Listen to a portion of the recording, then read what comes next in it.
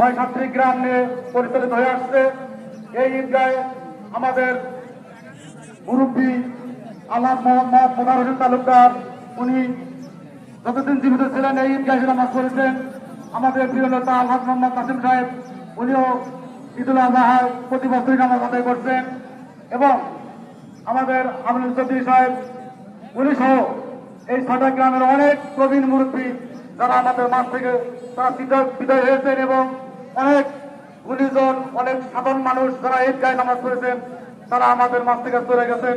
আজকে ইমাম সাহেব সকলের জন্য দোয়া করবেন।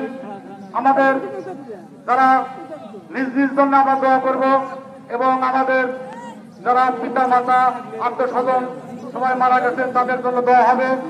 বিশেষ করে আপনারা জানেন ফিলিস্তিনি মুসলমানদের কিভাবে নির্যাতন করা হচ্ছে। আজকের এই ঈদগাহের মাধ্যমে সারা বিশ্বের